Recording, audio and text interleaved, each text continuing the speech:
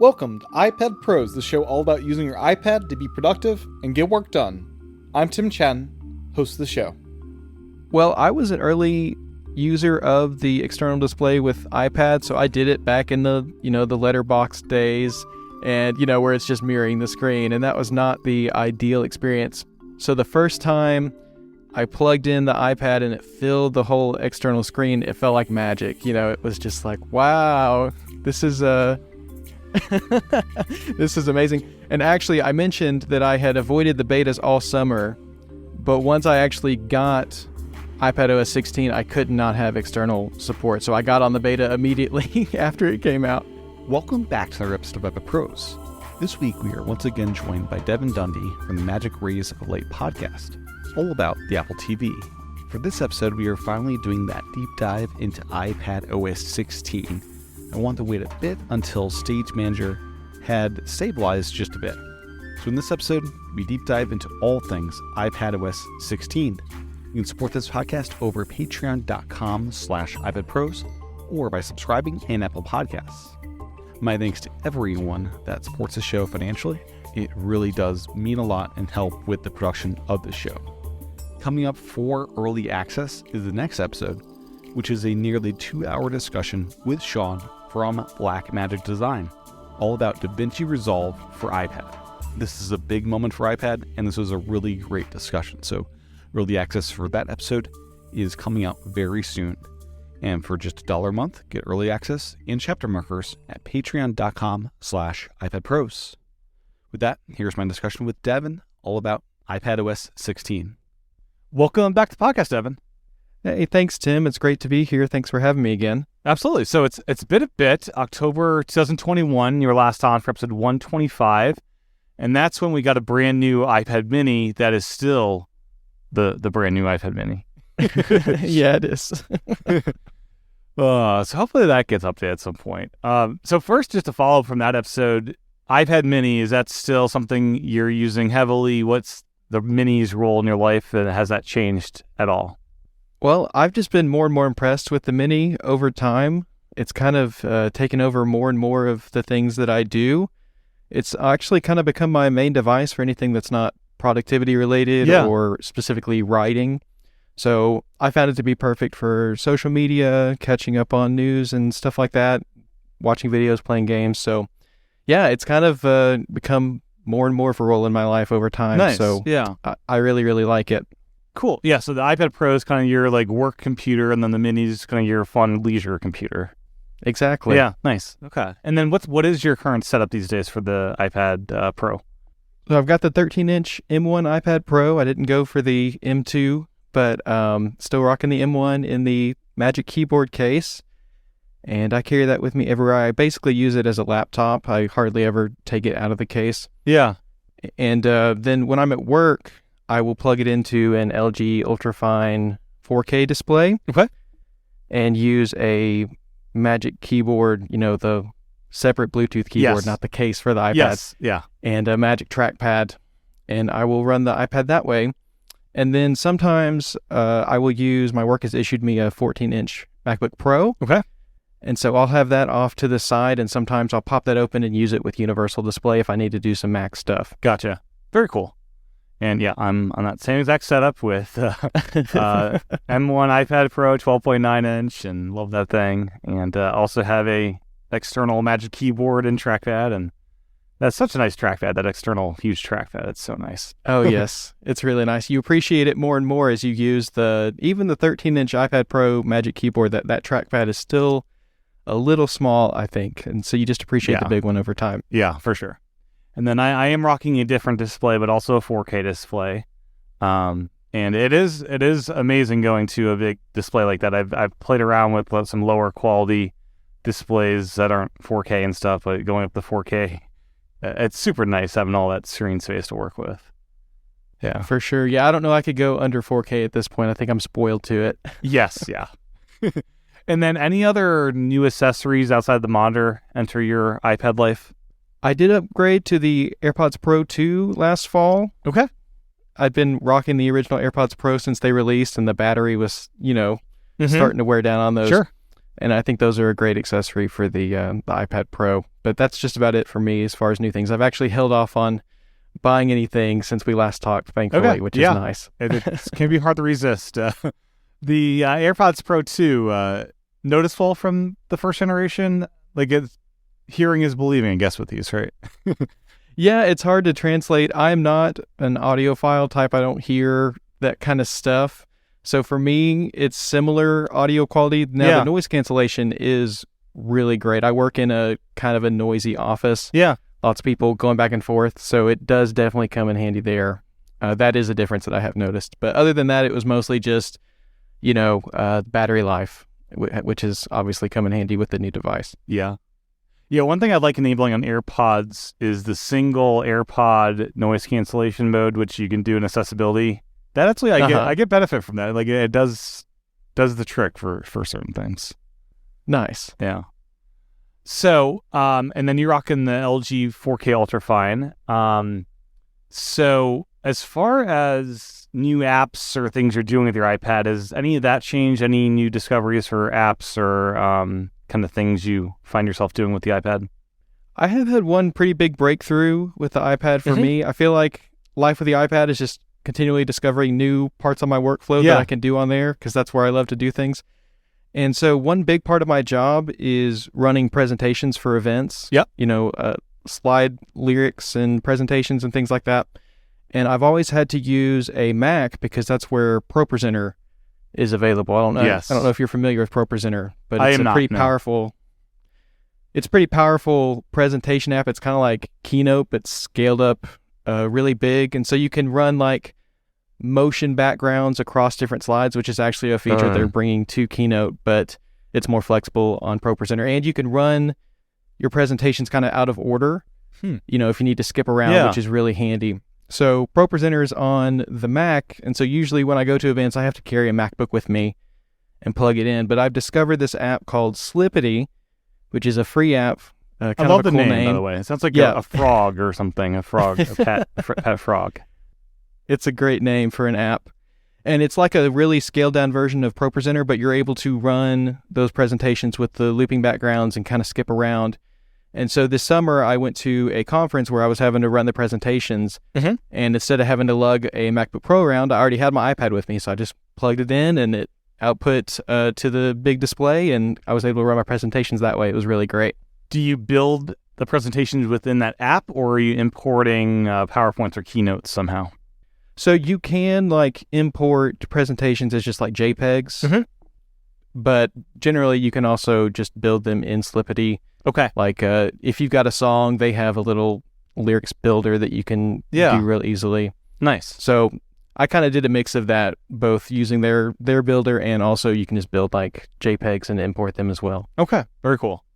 So anything else iPad related before we move on to the main topic of today, which is iPadOS 16 and Stage Manager? Because this is our kind of like iPadOS 16 blowout episode. It's finally stable and out there. It's January or February now. Yeah, I'm ready to get into it if you are. Cool. So let's kick off with Stage Manager. And this has had quite the journey over the summer and even into the fall and winter. It feels stable. The stuff isn't crashing anymore. You can use it on external displays reliably. And what are your kind of overall thoughts on it, and has it found good utility in your day-to-day? Well, I'll start by saying I was kind of a spectator for a lot of the glitches and stuff over the summer. I intentionally chose to stay off the betas over the summer period because I really wanted Stage Manager to be a winner. And so I kind of wanted to see Apple's fully realized vision of it, which we got with iPadOS 16.1. Yeah. And when it finally came, I was just in love with it from the start. I've really enjoyed it. I found it to be really conductive for my workflows. So tasks that I usually be switching between different, views, or maybe even using two different devices for. Yeah. That was a workflow I was using a lot, was like maybe something on my iPad Pro and something on my iPad Mini. Now I can just do it all in one single stage, which really comes in handy for me. And I've kind of gotten in the flow of adding windows from the dock or the app library or Spotlight. You can do that as well. I kind of add those as needed, And then once I'm done with them, I just minimize them and bring up the next window and just kind of get into the flow that way, which has really come in handy. So it's been great for my productivity. It's been a lot of fun, even with the floating windows. I've never been a big fan of floating windows, which is kind of one of the reasons I was on the iPad. But with those guides that they have now, kind of help you arrange them, I actually find that really helpful because it means I don't have to be on top of those constantly. The OS just kind of does it for me. Yeah. So yeah, I'm really liking Stage Manager. And it sounds like you mostly just stick with one stage rather than you have like 2 active stages with different apps and, 2 different stages. Is that right? Yeah, for the most part, I'm never using more than 3 or 4 apps at a time. Okay. So I usually just do things in one stage and, like I said, just bring them up as I need them. And then I'm pretty aggressive about minimizing windows when I'm done with them. I don't like them to stay there unless I absolutely need them at that moment. Yeah. No, I'm sort of the same way. Do you any minimizing versus closing the windows? Because I guess that is now a thing in Stage Manager. You can minimize workloads. Over time, Apple has finally ingrained it into me that I don't need to quit apps. Yeah. So I just have gotten used to that Command M minimize movement to keep them going in the background. Yeah. And one thing I kind of love doing at times is doing the 4 windows up, all just mini iPhone displays. You have a little dashboard on your iPad, sort of. Do you ever find yourself just going all out, just four little iPhones on your iPad, and any good uses with that? I think it's a really cool idea. I haven't done it as much. I think it could really come in handy for like social media stuff. Yeah, exactly. Which I tend to use those on their own. Actually, I don't tend to run social media apps on my iPad Pro very much at all. I use that mostly on my iPad Mini. Yeah. But it is a cool idea to kind of have a social media dashboard. You've got those 4 kind of columns, and then when you're done, you just kind of move on and don't get distracted anymore. I think I need to give that a try. Is that what you're doing? Yeah, exactly. Yeah. No, it's nice. And apps that support multi-window, you can have 2, multiple windows up, little iPhone windows up with that same app if you wanted to. Oh, yeah. Yeah. Yeah. What are some of the app combos you find yourself, gravitating towards? Well, one of my workflows is social media scheduling. Mm-hmm. And so often what I'll be doing is I'll have like the image that I'm editing, and I'll have some reference material, and then I'll have like the actual web page where I upload those and schedule them. Yeah. And so Stage Manager is perfect for that. I'll have the editor taking up one half of the screen, and then on the other half I'll have my reference material and the web page. And so that's a really great flow for very quickly copying over what I need and getting it where it needs to go. When I'm working on notes for my podcast, I'll have my notes app up, and sometimes I'll actually be maxing out the 4 windows there because, I'm referring to the TV app, the App Store, Safari, swapping in different windows as needed. But thankfully, with the way Stage Manager kind of arranges them, I never lose any of them, right? Because there's always at least a corner of them available. I do have one permanent stage that I never get rid of. I resist that urge to minimize when I'm done with it. And that is my bedtime routine. Yeah. And this has been really great. So I use Structured as my day planner app. And then I have Everlog for journaling and Awesome Habits for habit tracking. And so every night, the last thing I do before bed on my iPad Pro is I pull those 3 up in a stage, and I'll do my plan for the next day. I'll do my journaling for the day, and then I'll check in on all my, my habits for the day and make sure they're all checked off. Yeah. Got to keep my streaks going. So I'm most curious with journaling. What's your approach? Are you trying to find like just one moment from that day, or what and do you kind of review that at any point in the future, go back, a year later and see what was happening?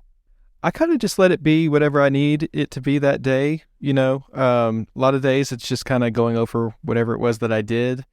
But, if there's something that I'm kind of working through or thinking about, then, I'll give myself space to write about it. I also do gratitudes at the end of the day in my journaling app. I think that's a helpful practice, just kind of thinking of at least one thing that you're thankful for, even if maybe it wasn't the best day. Yeah. And Everlog has the On This Day feature, and that recently started working for me because I've been journaling for a year, which is kind of, a cool milestone. So now I get to go back and see what I was writing about a year ago, which is sometimes hilarious. And Everlog, how is the actual app experience like on the phone and the iPad? Do you only use it on the iPad? I use it on everything. On my phone, I mostly use it for just like stray thoughts, but for like actual journaling, I'll sit down with the iPad Pro, with the keyboard because that's helpful. But it's a great app. It's Markdown, and it's a really simple Markdown editor that just gets out of the way and lets you write. And, I use Markdown for all my other writing, so it's pretty seamless to get things to look the way I want and, do links and stuff like that if I need to. So one of my favorite steps with Stage Manager is we now have this new ability to do horizontal splits. So like the split screen and multitasking, you have these vertical splits. But now we can have wide apps. And that's a fun thing to be able to do. And I've mentioned this before, but the ability to edit a podcast while having, a widescreen website or, a Mastodon or Twitter app in the background, just scroll that.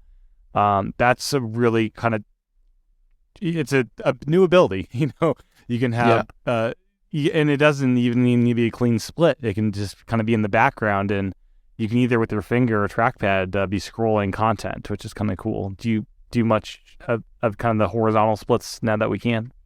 I think I've just been trained over the years to do the vertical splits, to prefer the more vertical windows. So I haven't done this, but hearing you mention using Ferrite like that, the next time I need to edit a video in LumaFusion, I'm going to do the same thing because it has that same kind of timeline view. Yep. And I'm always referring to notes while I'm editing. So I'm going to try that next time. Yeah. That's a really good idea. Yeah. Something that must drive you insane with the screenshots doing a Apple TV podcast is trying to just get reference screenshots of videos you're watching. Have you found a workaround, or is just grabbing your iPhone, taking a picture of your iPad the way you handle that? I don't do a lot of screenshots of like the TV app and stuff like that. It's just been kind of trained out of me because, the DRM and all that good stuff. Right. My co-host Sigmund, he has some workarounds for that sort of thing that he gets like the GIFs of the different shows for reactions on social media, which is great. Yeah. But I mostly leave that to him. I don't mess with DRM stuff a whole lot. Yeah. It is one of the most baffling things as far as like, you're worried we're going to share a screenshot of a video or do 24 captures a second to try to replicate this. It's right. Yeah. I mean, especially with them trying to get their shows in front of more people and, social media is a great way to do that. Why wouldn't you allow people to kind of clip things and share memes and stuff like that? But it's weird. I don't know. It's just the way it is, I guess. Yeah. So the external monitor, you need to use Stage Manager there, obviously. We now have two monitors. You have your iPad screen and your external monitor. How has that changed what you're doing on the iPad? Like, are you doing more things here now that you have the bigger space to work with versus the old days of needing a Mac to have this kind of real estate? Well, I was an early user of the external display with iPad, so I did it back in the letterbox days. Yeah. And, where it's just mirroring the screen, and that was not the ideal experience. So the first time I plugged in the iPad and it filled the whole external screen, it felt like magic. It was just like, wow, a real computer, finally. This is amazing. And actually, I mentioned that I had avoided the betas all summer, but once I actually got iPadOS 16, I could not have external support. So I got on the beta immediately after it came out. And it's been really great for me. There isn't anything that I do that I can't do on the 13-inch iPad display, but with the external display, you have so much more space to work with. Yeah. And so what I found is I can spread out more. The windows on my external display never overlap. I can align them in a way that I can always see everything at once. Yeah. Which is great. And also, especially with the way iPad works, if you're trying to drag things from one window to another, the window has to be in the forefront. So not having them overlap on the external display really, really helps. So yeah, it's been great, and I use it all the time, and I think that it's a really useful addition to the OS after all these years. Yeah. Do you use the iPad in kind of a different mode when hooked up to the external? Like sometimes I'll turn on split screen multitasking for the iPad when I'm hooked up to the external, and I want a simpler experience over there that I'm touching and stuff, and then the Stage Manager on that external. Do you do stuff like that at all, or how do you use the iPad display when you're working on the external, if at all? I think it's cool that you have that option. I tend to just leave Stage Manager enabled on my iPad all the time. Yeah. Even when it's on an external display. And I've never been a person to use multiple screens before. Like that's just not how I use a computer. But because the iPad kind of forces you into that because it doesn't have a clamshell mode, which is probably how I would do it. That would be lovely. I would love that. Yeah, it would be great. But what I tend to do is I'll leave like messages or email on the iPad screen so that if I need to shoot off a message real quick, I can do that without disrupting whatever I'm doing on the big screen. Or if I'm referencing something, like a PDF or a note, I'll put it there. And one thing that I've been trying, this is kind of a recent experiment, but it's actually turned out to be kind of cool, is I'll use the iPad screen. I'll use one app full screen on the iPad as like a drop zone for files that I'm working on. So I mentioned the social media planning stuff. I'll put the web page full screen on the iPad so I can just drop those images without even moving my eyes and know that they're going to go there. Yeah. And that's been pretty cool. I'm still figuring out the 2-screen thing, but I'm starting to kind of get it. And I think now, even if they gave me the clamshell mode, I might not use it because it is helpful to have that second screen sometimes. Yeah, clamshell would be great for the iPad Air, and if the iPad Mini ever got an M chip with the Touch ID sensor being on one of those would be great. And then, of course, you'd want them to just enable the Touch ID Mac keyboard to just work with iPad, so anyone could clamshell in an elegant way. Yeah. Yes, that would be wonderful. It is kind of weird when the Face ID icon comes up on the external display and you got to look over this way. Yeah, it tells you, it has a little playful, it's like, look over there. Yeah. Yeah. And then, do you do much video conferencing for your job? One thing I've found is the iPad being just a big video conferencing screen, while the external, you can still continue doing work there, which is nice. I think that's a really cool use case. I haven't had a chance to play with it much. Most of my video calls I do from home where I don't have an external display. Now, I do have an M1 iMac at home, so if they ever enabled that external display support over AirPlay, I would use the heck out of that. But when I'm at home doing the calls, I usually just have my iPad up in the keyboard up thing. in the 12 South hover bar for video calls. Gotcha. Yeah, that hover handy. bar thing, it's great. That's what I use next to my monitor, as kind of keeping it a little bit higher. Very nice. Yeah. And upstairs with my wife's setup, she has like one of those USB Bluetooth dongle things that's plugged into the back of her display, which is a USB-C monitor. So sometimes I'll use that, but other times I'll just hook the iPad in directly and use the Magic Keyboard for iPad as the input device with it kind of below the screen, which is also kind of a nice setup to use for quick kind of things. Yeah, I've seen several videos and photos of people who do that setup, and that's a really nice look if you can work that way. The one really annoying thing that Apple did in December was release 16.3, and they decided full screen apps means you don't want stuff behind a full screen app, because that's just silly. So one of my favorite tricks in the old November days was I'd be like exporting a video in LumaFusion in the background while having a full screen app in front of it. And now you can't do that. You have to like make it a big window but not fill the whole screen, which kind of annoying that Apple decided to do that. So they're still kind of tweaking it, and hopefully they'll go in better directions in the future. Yeah. Yeah, there's something about SageMaker that still feels like all the details are not quite finished, like the Globe F keyboard shortcut, which I use all the time. Apparently, during the summer beta, you could hit Command F while in full screen mode, and it would actually make the window smaller at one point. Yeah, it reverted to the old size previous full screen. So you could have it, a smaller window, then go Command F, then go back to where it was, which was a really elegant way to like go back and forth between two size classes. Oh, yeah. I would have loved that feature because I do the Globe F all the time, but then you have to drag from the bottom corner. It kind of disrupts the flow. Whatever I can do to keep my fingers on the keyboard, I would love to be enabled.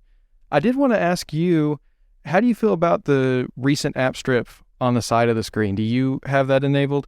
I do. On the external, I sometimes do and sometimes don't on the iPad, depending on how much window space I want. Yeah. I've gone in and hidden it. You can go into settings and toggle it off, but then you can still access it if you swipe across the side of your screen or if you bump the cursor up against it. But I have found that sometimes I'll be using universal control with my Mac, and then I want the strip, and I can't get to it with my cursor, so I have to use my finger. Yeah, that's kind of annoying. But yeah, I think the strip, having it configurable, was smart because I found that I don't use it every time that I'm using Stage Manager. It's nice to have it when I need it, but it's also nice to be able to have that extra screen real estate. Yeah. Typical daily use. Yeah. One app that has been annoying me, I think, is Hulu's the one that does this. I can't make it a full screen app on Stage Manager on the external display. So I'll turn on the lower resolution mode on the monitor to make the window slightly bigger. Oh, see, what I do is I put Hulu over on the iPad screen and play the video from the iPad, and then it uses the old school kind of external display support to take over the external display. Does that still work? I thought I tried that recently, and it just stopped. It stopped doing what it used to do of that old trick you're talking about. Well, at least on iPadOS 16.3, the public release, it still works. Okay. I tried it out the other day because I've run into the same thing. You try to drag the corner of the Hulu app, and it just won't get any bigger. Yeah. And fortunately, they had that consideration even back before Stage Manager, that sometimes you want to play video full screen on the external display, and so they have some kind of back-end way of doing that. And that also works for Keynote. If you want to present a keynote and have your presenter notes on the iPad, you can do that. Or an app like I mentioned Slippity before, you have the controls on the iPad. Yeah. Nice. Yeah, and I'm glad they didn't take that out, because I was kind of worried about that when Stage Manager came around. Yeah, I'll give that another shot, because I did try that recently, and I didn't do the right handshake, I guess, to make that work. And then as far as other display stuff we got with 16, we also got reference mode, which I'll turn on if I'm photo editing. I think that's a really nice ability. I probably don't need it, but it's fancy. I don't know. And then we got the ability to show more or less space depending, the display scaling, which is super nice to show more content. Do you do much with either of those features? I haven't tried the reference display mode. I haven't done any hardcore color editing since getting iPadOS 16, but I think it's great that it's there because, you've got that big, beautiful screen that's capable of it, so why not take advantage of it. But the more space display mode, I don't think Stage Manager would work without it, especially on the 11-inch iPad, because the density of the content is it's too high to have 3 or 4 windows going at the same time in that standard mode. So I switched to more space as soon as I upgraded to iPadOS 16, and I haven't changed it because it makes that multi-window experience so much more useful because you can see so much more. Yeah. No, it's amazing. Feels like I got a bigger iPad. Yes. Yeah, it feels like a 15-inch or something. Yeah. Now, I did have to go into certain apps, like Discord is one. The text was so tiny in more space mode. I had to, enable the text size button in Control Center, and then you can actually change the text size per app. Yeah. And I bumped up Discord a little bit, which that's my first time ever having to increase text size on a device, but I feel like, it's probably going to happen more over time. Sure. But anyway, so there are some apps that the more space, it gets a little too small for me. Yeah. But you can always bump that up thanks to Apple's accessibility features. Yeah.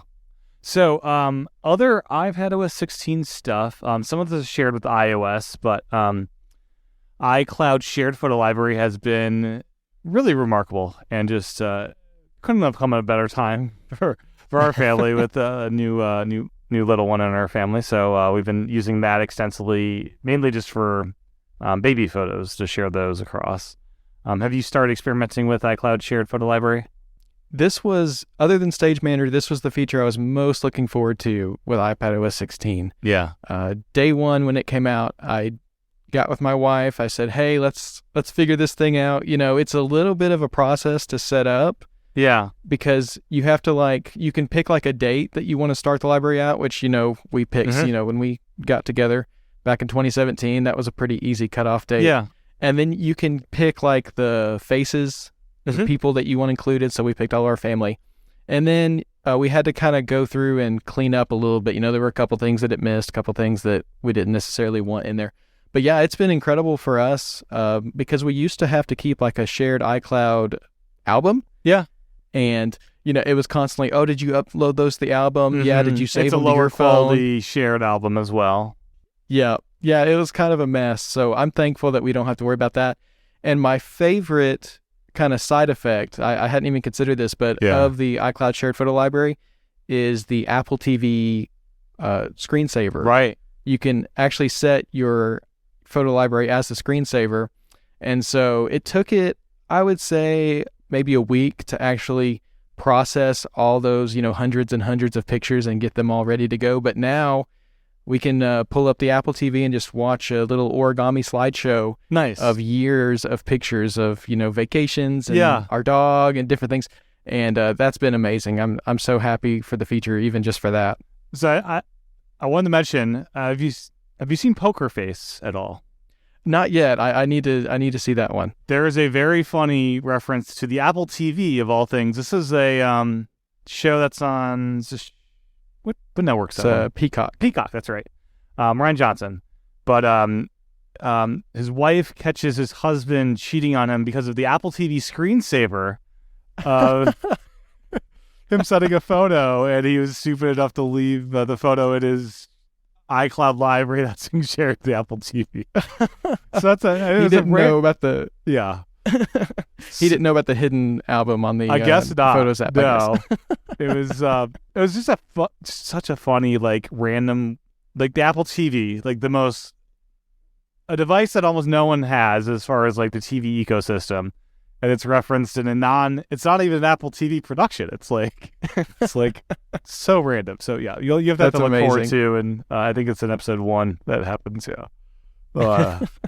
But anyways, the thing I really love about it is the memories get carried over to both people, so everyone gets the same photo pool for that, which is nice. Oh, that's very cool. I didn't know that.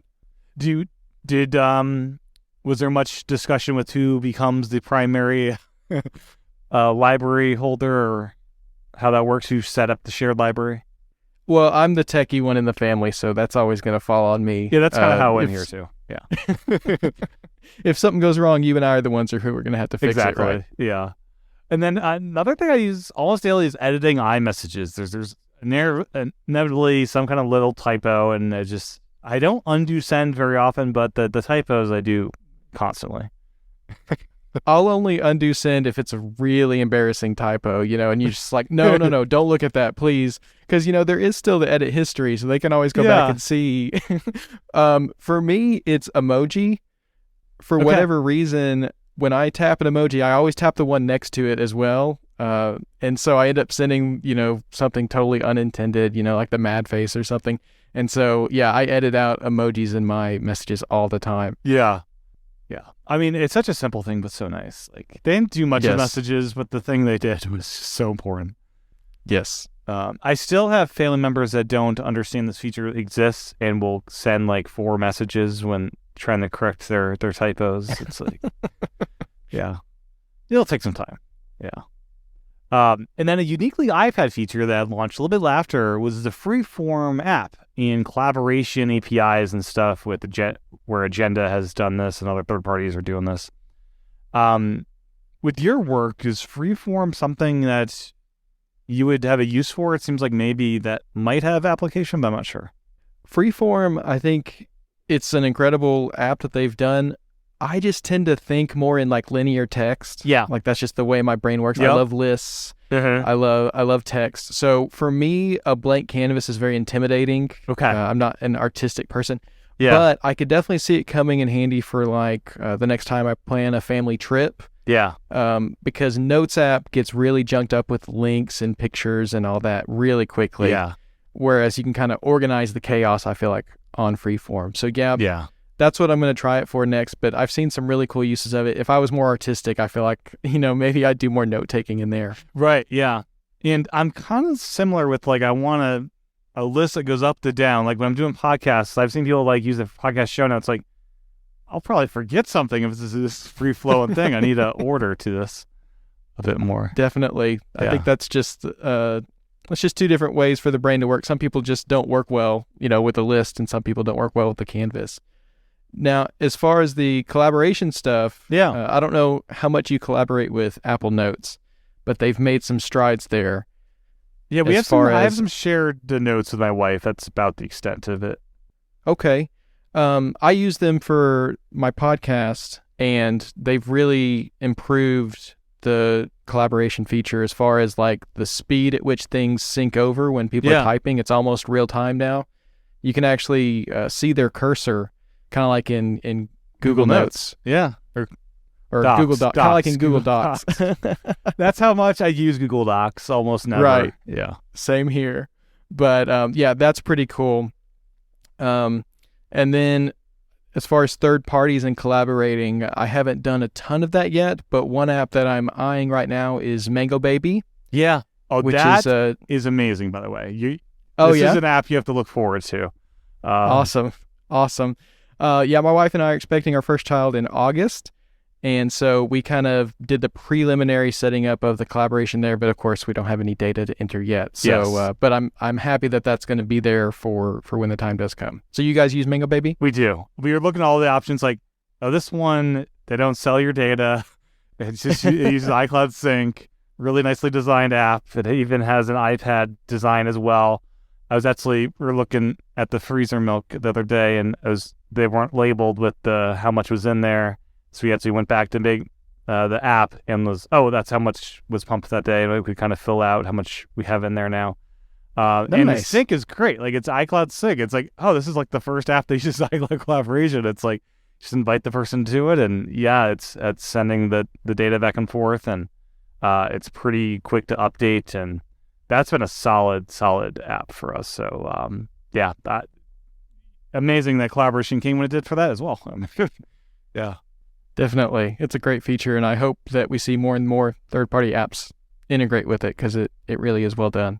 Yeah, it's fun looking back at the data. It's like, just, growth and stuff, and has, the charts and kind of like where your child is compared to the rest of the standards or whatever. Yeah.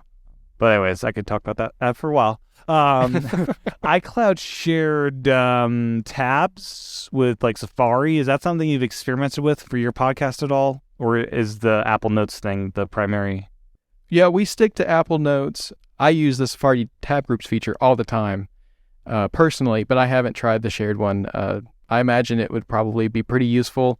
I just haven't jumped into it yet. Yeah, Have you tried it? Tried that. It seems like that'd be a fun way to, I don't know, be having a podcast. Just here's our tab group, and you can see who's in which tab and stuff. And then you might get angry at people when they close a tab they are trying to reference. Yeah.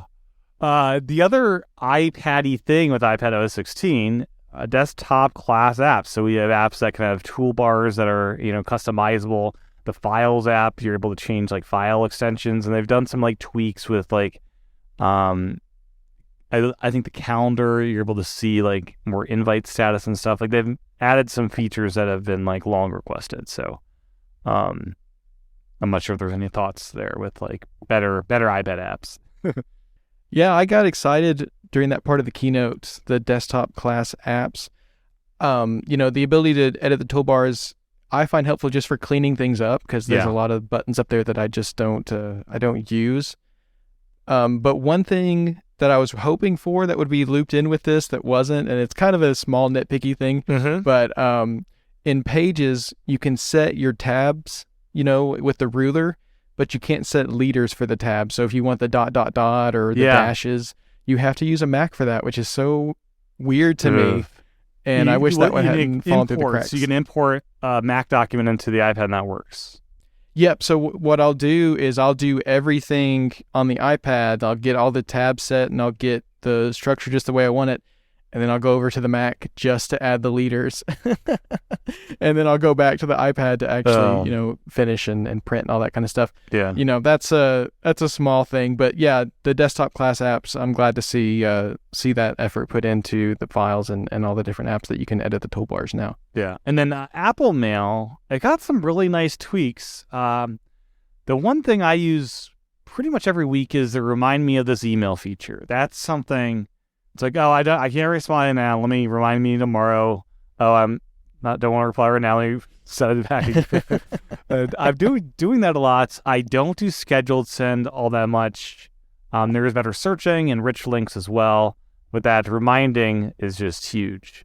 Any things within Apple Mail that you're liking? I can't use the Remind Me Later feature because I don't keep emails in my inbox. Oh, so, you're like an inbox, clear it everything out kind of guy. Yeah, okay. It goes in a folder or it goes into the archive, depending on what I need to do with it. So I hope they bring that to other folders. I think that would be a great addition because I would use that feature for sure. Yeah. It's very helpful. But the scheduled sending, I do use all the time because I catch up on emails at really weird times. It'll be late at night or, whatever. And I want to be respectful of other people. So I usually will schedule those for the next day at the start of, the business day. Also, so I don't seem like, you're working 24 hours a day. Yeah. Who has no self-control or whatever. But I guess it's true. I just can kind of hide it. Yeah. No, very cool. And that's been reliable. The iPad needs to be awake when it's sending, right? So that's part of the... I think it just needs to have network access. I think it can do it when it's asleep. Okay. And it might... I don't know for sure if it needs to be plugged in or not because I've always done it... No, I guess actually I've done it when it's unplugged and it worked. As long as it has Wi-Fi. Okay. It's not like a cloud thing. It doesn't send it up to the cloud to send. Right. It actually does come from the device.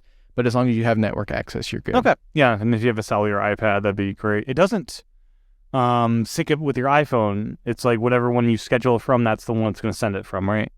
Yeah, and so if you schedule one on the phone and one on the iPad, then you'll have to keep track of them separately, which is kind of interesting. Yeah, that'd be a nice tweak. Just sync that over and whichever has network access, send from that one.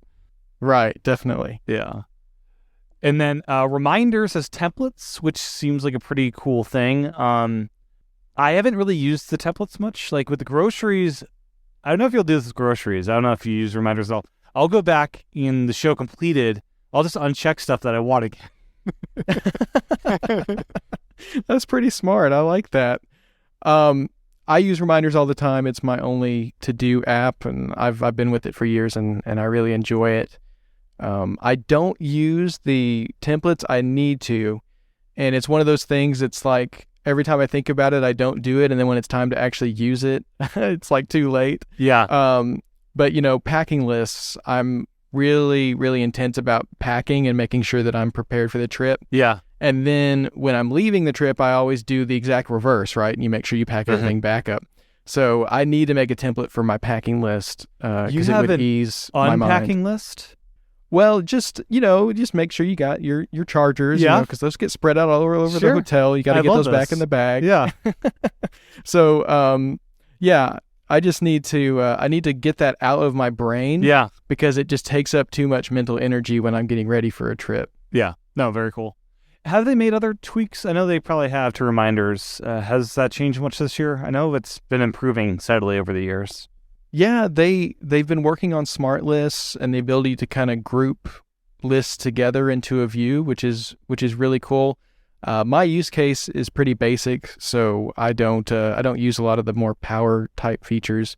But reminders, it's always getting better and better. So if you haven't looked at it in a few years, I'd suggest giving it a look because it's really great. And I think you can pin lists now to the top, which is nice if you have one that you want to keep an eye on. Yes. And then focus mode got a version like 1.5 this year. They kind of cleaned up what was kind of wrong with it last time, meaning you can like exclude versus just saying to include every app or person. And then it for the iPhone, it integrates with all the lock screen and stuff like that. So, do you do much with focus mode? Yeah, I went all in on focus modes when they first came out, and like a lot of people over that first year, I found that doing the inclusive lists for a lot of use cases is not great because you end up accidentally excluding people and apps that you want to hear from. I'd have my personal list, which really that's for when I'm at home, and really it's just I don't want to see work stuff, right? Yeah. But I would end up blocking out, some friends on accident, or maybe there was a social media app that I wouldn't have minded hearing from at the time. But so yeah, I've switched most of my lists over to exclusive, except for sleep. Sleep is still pretty locked down. Yeah. Because that's a time I don't want to be disturbed. But yeah, I've switched most over to being exclusive instead, and I found that to work a lot better. And I've done a lot of playing around with focus filters, which is a really cool new feature this year. I wish more third parties would kind of get into it. Yeah, a lot of the definitely. apps that I use that I think would be great. Even like Slack and Discord, I think would be awesome to integrate in there.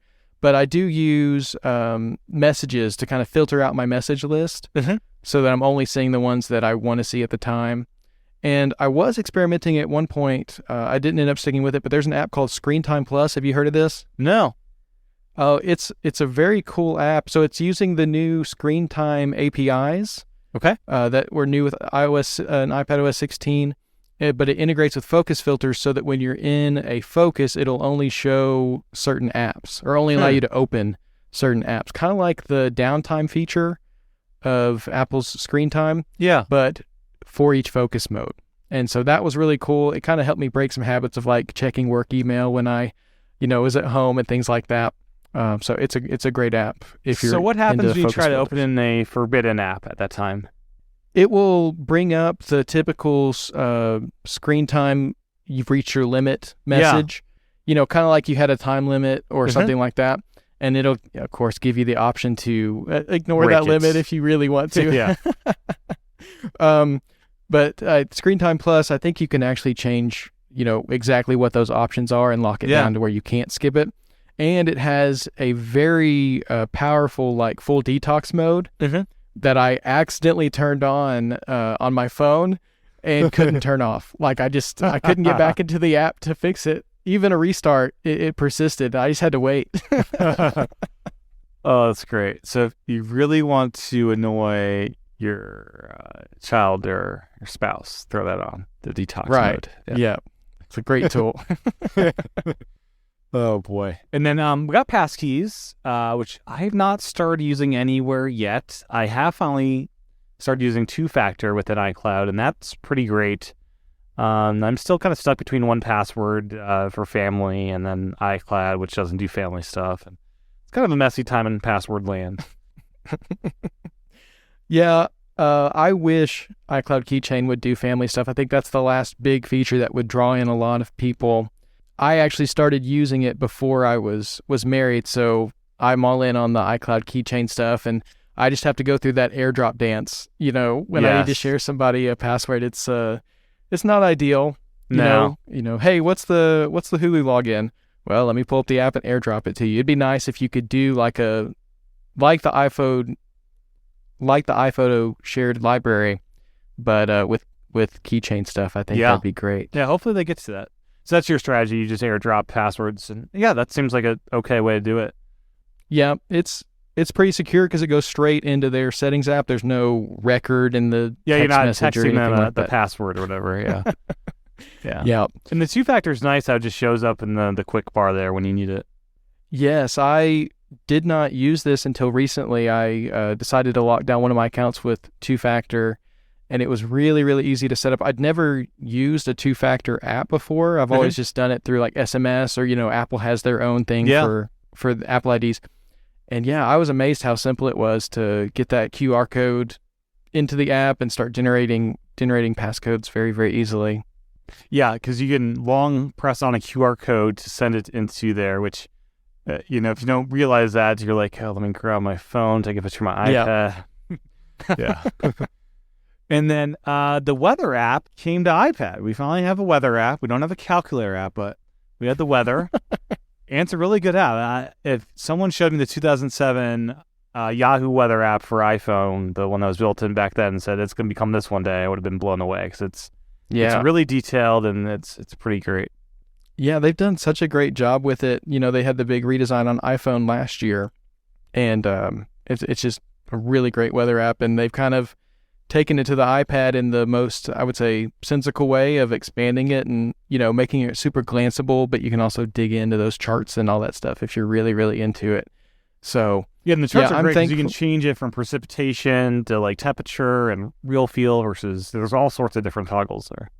Yes. Yeah. You can kind of make it what you want and see the exact information that's important to you.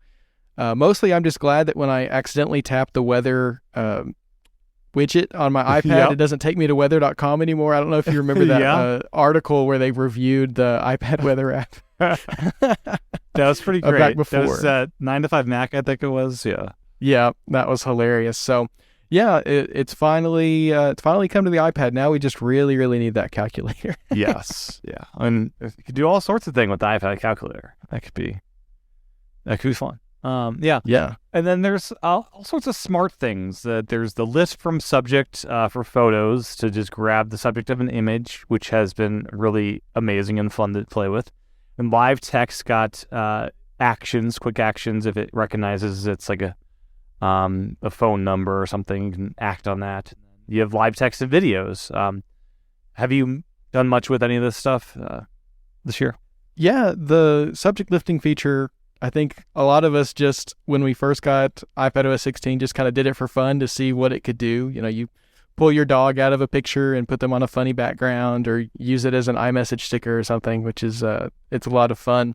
But it has come in handy for work when I'm working on designs and stuff. Yeah. Sometimes I'll get like an image from like Unsplash or something, you know, an image that you can use, but you kind of just want the subject on top of a different background. Yeah. Very quickly take that out. Maybe clean it up just a little bit around the edges sometimes. You know, it is AI after all. But I really love that feature, and it's a lot of fun to just take your family pictures and see what you can get out of them too. Yeah. You want a nice clean background. I tried doing it with a more complicated background, and you do need to do a fair bit of cleanup there sometimes. But with clean backgrounds, if you have the forethought, especially in mind, it's like, oh, I might want to manipulate this. Don't have... Like, if you're in a house with some photos in the background on a wall, try not to do that one because it'll get confused. Yeah. Pull all the people out of the little pictures behind you as well. Exactly. Yep. Mm-hmm. And then the Home app got a big redesign. You can browse based on accessory type, and Matter is starting to roll out. Are you into HomeKit? Do you use HomeKit much? Yeah, I have a lot of HomeKit accessories, a lot of smart switches and bulbs, and I've got the HomeKit secure video doorbell, which I really enjoy. Nice. I didn't hate the original Home app. Like a lot of people, you know, really just didn't like the design of it at all. It's like, this is the worst app on the iPad. And but we got a redesign, and I like it a lot too, especially the status categories up at the top where you can kind of dive into the climate. Been spending a lot more time in there since my HomePod minis can now sense temperature and humidity. Isn't that nice? Yeah. It's awesome to have that information, and also, you know, just to see, you know, how it's calibrating and if it's kind of accurate with the rest of the stuff you've got going on.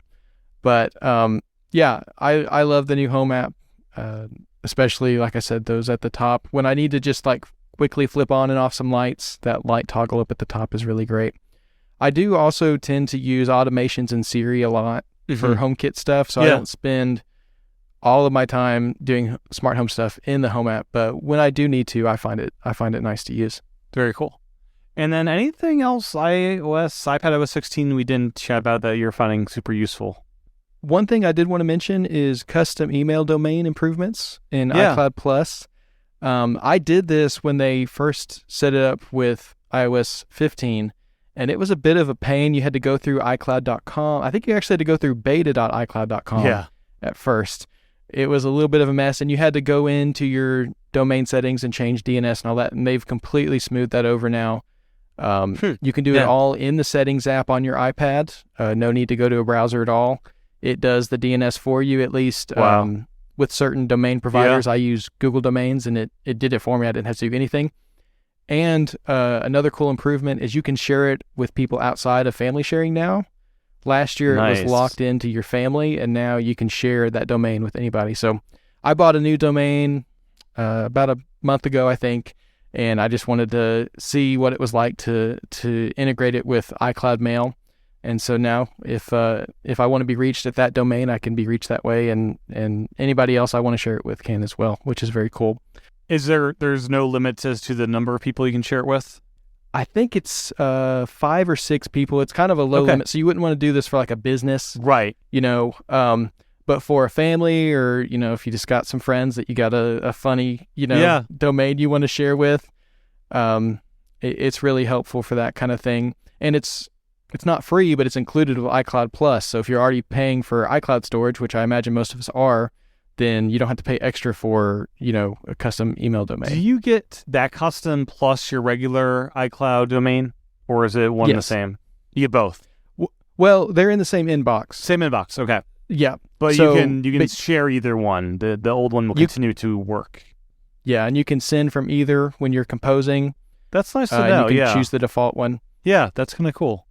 I may play around with that. And then, it's pretty fun. It was a nice surprise that iCloud shared libraries. It's not linked to the family sharing. It's kind of anyone you want to invite to it. Yeah, that is nice. It's nice that they're kind of expanding those sharing features outside of family sharing, which I'm a big fan of family sharing and enjoy that a lot. But sometimes you want a little bit of flexibility with who you share with. They do need to expand their size limits. If you want grandparents and stuff in an iCloud shared thing, it's not really conducive to that. You're going to run out of people real fast. Yeah, that's tough because they're also doing purchase sharing. I think that maybe they'd have to lock that down a little bit if they wanted to get beyond 6 people. I mean, mainly just for the iCloud shared library, which is just a separate invite list. Oh, right. Yeah. So that'd be nice if they could work on that, and then I guess the wrap up, you also do a Apple TV podcast, Magic Rays of Light. I just wanted to ask, what's some of the best Apple TV content that people may be sleeping on right now? Oh, man, there's so much good stuff out there. That's why Sigmund and I have to talk about it every week. But if you want some recommendations from me, there's a new show on Apple TV Plus called Shrinking. I don't know how they got Harrison Ford into a TV show. This is wild. I don't know either, but it's really incredible because every week I get to see Han Solo up on my TV screen. It is great. Playing I watched the first episode. It's great. Yeah. Jason Segel stars as well, and it's created by Bill Lawrence and Brett Goldstein, who a lot of people know from Ted Lasso. Yeah. Or maybe you know Bill Lawrence from Scrubs also. Yes. It's a funny show, but it's also very touching, and I'm really enjoying that one so far. One that I would call a sleeper hit that I'm always talking about, I wish more people would watch, is Acapulco. Have you seen this one? I have to be honest, I think I started and got distracted, but yeah. Okay, fair enough. Hey, it happens. There's a lot of TV out there. Well, just as a reminder, it's a bilingual comedy set at a resort in Mexico. It's got a little bit of a How I Met Your Mother kind of vibe, which really works for me because it's got, the main character's telling the story, so you kind of get two versions of him. That one's very fun. And then Pachinko is a drama. It's kind of a family epic drama that takes place over many generations in Korea and Japan. Very beautiful show. Okay. I definitely have heard amazing things about Pachinko and need to watch that for sure. Well, thank you. I will check those out. And where can people find the podcast to stay up with the latest in Apple TV? The podcast is called Magic Rays of Light, so you can search for that in your podcast app of choice, or you can go to screenTimes.net. That's our website, and you can find the podcast there. Very cool. And any other places you want to plug? Well, my website is devondundee.com. I do a bit of blogging over there. I don't know if you've heard, Tim, but blogging is back. Better than ever. That's right. And I've also been spending a lot of time over on Mastodon, which is a really fun place to be. So if you want to connect there, I'm Devon Dundee at mastodon.social. Cool deal. Well, thank you so much for your time. Really appreciate it. Thanks, Tim. Well, that's my discussion with Devon all about iPadOS 16. My thanks to him for his time recording, and my thanks to you for your time and attention tuning in.